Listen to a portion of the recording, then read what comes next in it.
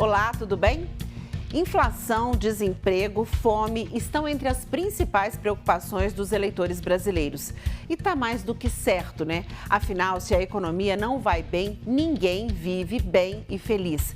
Por isso, vamos falar um pouco sobre como anda a economia de Minas Gerais. O assunto é extenso, dá para fazer vários programas. Então, optamos em dar uma geral no assunto. Eu sou Joanita Gontijo e esse é o Assembleia em Destaque, programa que mostra o impacto na sua vida dos assuntos tratados no Parlamento Mineiro.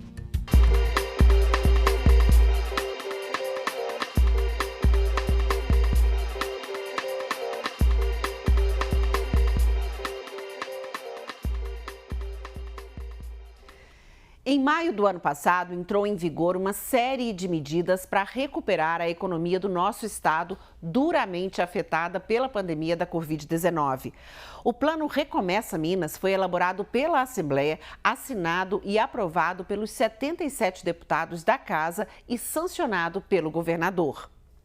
O texto do projeto, que virou lei, foi construído a partir do diálogo dos parlamentares com a sociedade.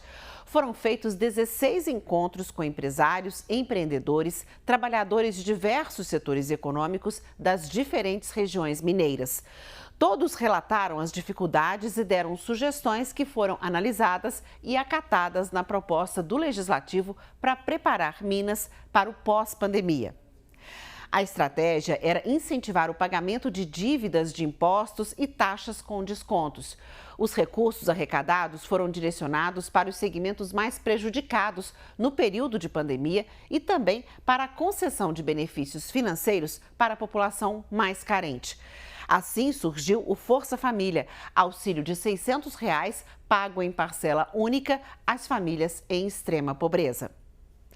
Para entender a importância do Recomeça Minas, vamos dar uma olhada no PIB mineiro nos anos da pandemia. O Produto Interno Bruto é a soma de todos os bens e serviços finais produzidos durante um ano por um país, estado ou cidade. Ele é a medida para se saber como as coisas andam na economia do local. Os dados da Fundação João Pinheiro mostram que a economia mineira encolheu 3,9% em 2020, primeiro ano da pandemia, em relação a 2019. Seguiu o mesmo comportamento recessivo do desempenho econômico do país. Mas em 2021 foi diferente. O PIB mineiro teve uma expansão de 5,1% acima da recuperação registrada no indicador nacional. No primeiro trimestre de 2022, o desempenho da economia mineira apresentou uma expansão de 0,7%. Vamos ver. O PIB de Minas Gerais no primeiro trimestre deste ano foi estimado em 207 bilhões e 900 milhões de reais e representou 9,2% do PIB nacional no mesmo período. No estado, a agropecuária foi responsável por 18 bilhões e 400 milhões de reais. O da indústria por 48 bilhões e 700 milhões e o dos serviços por 115 bilhões 900 milhões de reais. Na análise dos pesquisadores da Fundação João Pinheiro, a recuperação econômica está fraca e é insuficiente para restabelecer o nível da atividade em 2014, período com o valor mais alto do PIB mineiro. Eu conversei com o economista e professor da Fundação Dom Cabral, Eduardo Menicucci. Ele acredita ser prematuro comemorar tanto o resultado positivo da economia nacional quanto da estadual. A tendência indica um cenário desanimador para o ano que vem. É uma recuperação, não podemos falar, festejar tanto, porque se analisarmos num histórico nem tão grande assim, 2012 para cá, a economia brasileira na qual a mineira está inserida, e talvez mais fortemente, inclusive, vem sofrendo bastante. Tivemos aí uns respiros de 2019, mas aí 2020 houve o ápice do recrudescimento do PIB, uma recuperação percentual em 2021, e aí agora tem uma expectativa para esse ano, efetivamente, de fecharmos na ordem dos 2% de crescimento. A gente não pode falar que é ruim comparativamente ao resto do mundo, mas também não podemos soltar foguetes. Para uma economia do tamanho da brasileira, 2%, a gente como está andando de lado. Mas o pior de tudo é a perspectiva para 23, que é andarmos, patinarmos literalmente um crescimento inferior a 0,5%. A expansão do setor de serviços foi determinante para a ampliação do PIB mineiro nos primeiros 3 meses do ano. Como vimos, essa área da economia responde por mais de 60% da riqueza produzida aqui em Minas. A atividade de comércio apresentou expansão de 1,9%, um aumento evidenciado, inclusive, pela distribuição de energia elétrica direcionada para essas atividades no período. Os segmentos em que as vendas foram melhores são o de artigos farmacêuticos, médicos, ortopédicos, de perfumaria e cosméticos, além de livros, jornais, revistas e papelaria, e o de combustíveis e lubrificantes. O resultado positivo nos serviços de transporte teria relação direta com a expansão do comércio e também do e-commerce, o que proporcionou um avanço no transporte de carga. A retomada de viagens impulsionou ainda o transporte de passageiros, tanto rodoviário quanto por avião. Assim, o volume atrelado aos serviços de transporte cresceu 1,8%. Já outros serviços, como de lazer e de turismo, responderam por um acréscimo de 1,2% do PIB em Minas. O economista também analisou para a gente o que significa a participação do setor de serviços no PIB estadual. Ele lembrou que a retomada depois da pandemia foi importante, porque boa parte do comércio sofreu com os períodos de isolamento social. Vamos ver. Esse aí foi o setor, como você mesma comentou, que sofreu. Pensa só nos exemplos simplórios aqui de bares, restaurantes, aqui em Minas, BH, né? Bares, restaurantes, hotéis, lanchonetes, o setor aéreo, que é um prestador de serviço, setor de transporte de passageiro como um todo. Então, sofreu muito e está se recuperando bem devagar ainda, né? O sonho seria que ele retomasse o que tínhamos antes, mas é uma recomposição parcial do setor de serviços que já há um bom tempo na economia brasileira, e lógico, na economia mineira, tem uma participação no todo mais forte do que a indústria e comércio. Segundo o governo de Minas, entre 2020 e 2021, o agronegócio cresceu 18,5% e cerca de um terço desse aumento veio da agricultura familiar. Apesar dos resultados positivos do agronegócio, nos últimos anos a Assembleia tem assistido às dificuldades enfrentadas por quem vive do que vem do campo e busca atuar para minimizar esses entraves. O setor cafeeiro está entre os que mais sofreu. No fim de 2020, o desafio foi a seca que motivou reuniões dos parlamentares. Há cerca de um ano, os cafeicultores pediram socorro aqui após uma onda de geadas. Uma das principais dificuldades é a obtenção de crédito. No fim do ano passado, deputados cobraram do governo uma política para os produtores de leite e de café e ainda investimentos para a agricultura familiar. No Fiscaliza Mais, que é uma ação de fiscalização da Assembleia, a Comissão de Agropecuária e Agroindústria monitora as políticas públicas voltadas a esse tipo de agricultura, importante para a produção leiteira e do queijo artesanal. O economista Eduardo Menicucci acredita que, apesar das adversidades climáticas cada vez mais frequentes, o estado tem muito potencial para expandir a produção agrícola.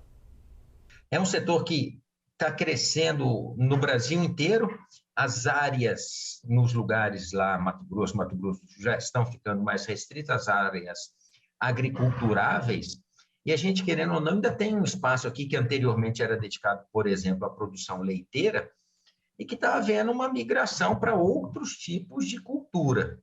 No norte de Minas, a gente tem uma cultura muito valiosa, muito forte, muito pujante de frutas, que essa sofre um pouco mais nas questões climáticas, mas a gente tem lá a hidratação, culturas irrigadas.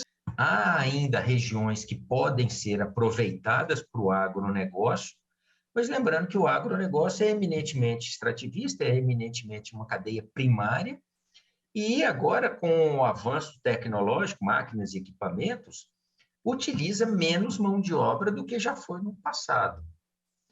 Então, ele tem esses lados que não são, ele depende de crédito, ele tem essas vertentes que são menos favoráveis, não que sejam desfavoráveis, em hipótese alguma, mas que não é uma cadeia tão complexa e tão completa feito um setor industrial, feito um setor de prestação de serviço. Uma atividade que é a cara de Minas Gerais é a mineração, tanto que ela dá nome ao nosso estado. Neste ano, acompanhamos o cabo de guerra entre o setor de extração mineral e ambientalistas, que manteve na pauta uma discussão eterna: a necessidade de diversificar a economia do estado. Os parlamentares fizeram várias discussões aqui quando explodiu, no fim de abril, a possibilidade de expansão da extração mineral na Serra do Curral, na Grande BH. Vamos lembrar também que representantes da indústria e do governo Zema sempre defendem que nosso estado tem uma vocação natural para essa atividade econômica. A extração mineral foi a que apresentou a maior expansão no PIB estadual no ano passado, 15%, mas teve resultado negativo nos primeiros 3 meses de 2022. Alguns chegam a afirmar que dependemos da mineração. Mesmo que no total, o setor industrial onde está essa atividade responda por cerca de 30% do PIB mineiro. O economista com quem eu conversei também citou essa dependência, mas ressaltou a importância da indústria buscar formas de se reinventar, ampliando a produção de outros itens. Afinal, esse foi um setor que encolheu muito nos últimos anos. Temos movimentos bastante interessantes na tentativa de diversificação, principalmente ali na região do sul de Minas, divisa com São Paulo, movimentos bem interessantes, mesmo na região norte de Minas, algumas tentativas de diversificação.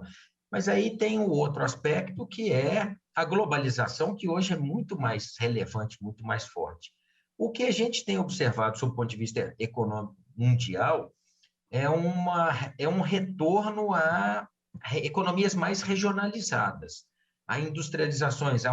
O mundo quer ter uma dependência menor, tanto para exportação quanto para importação de China. Isso não se refletirá no curtíssimo prazo, mas pode ser uma expectativa aí de médio prazo que a gente consiga reatrair algum investimento industrial. Só dando dados, de 2002 para cá, a indústria mineira perdeu em torno de 10 pontos percentuais na sua representatividade. A gente realmente desindustrializou. Como já falamos aqui no Assembleia em Destaque até as eleições, vamos conversar sobre as propostas dos 3 primeiros candidatos citados na última pesquisa de intenção de voto publicada em Minas. As propostas de Zema para a economia estão principalmente no eixo prosperidade do plano.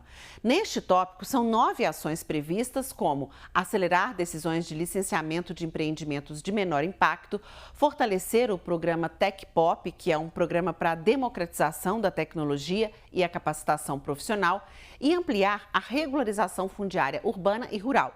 Ou seja, colocar em dia a documentação das propriedades mineiras. A chapa de Zema ainda defende a desestatização, isto é, vender participações minoritárias e privatizar empresas estatais, e a criar um fundo estadual de microcrédito para os agricultores familiares. Também estão previstas ações para a divulgação do turismo e o incentivo à pesquisa e elaboração de novos produtos e roteiros turísticos em vários segmentos. Já o candidato Carlos Viana aposta no desenvolvimento econômico e social, na sustentabilidade ambiental e infraestrutura como fatores para o sucesso na geração de emprego e renda, atração de investimentos e manutenção de empreendimentos privados. O plano dele critica a entrega das funções econômicas do Estado ao mercado. Viana sugere fortalecer os arranjos produtivos locais, que são aglomerações de empresas e empreendimentos localizados em um mesmo território. Implementar projetos para pequenos negócios, microempresas, agricultura familiar e produtores rurais. A proposta de Alexandre Calil chama a atenção para o fato de que problemas na qualidade das estradas mineiras podem ter reflexo direto no PIB do estado, já que as rodovias são o principal meio de escoamento da produção. A infraestrutura para as atividades econômicas passaria ainda por ampliar a geração de energia. Um dos caminhos seria o incentivo ao uso da energia solar, em que as regiões norte e noroeste têm grande potencial. Investimentos na cultura e no turismo também seriam estratégias para circular a renda. Sugere ainda o fortalecimento do agronegócio com atenção à agricultura familiar e pequenos produtores e incentivos por meio de programas de microcrédito bancário. Espero ter ajudado um pouco na sua pesquisa pelo melhor voto em outubro.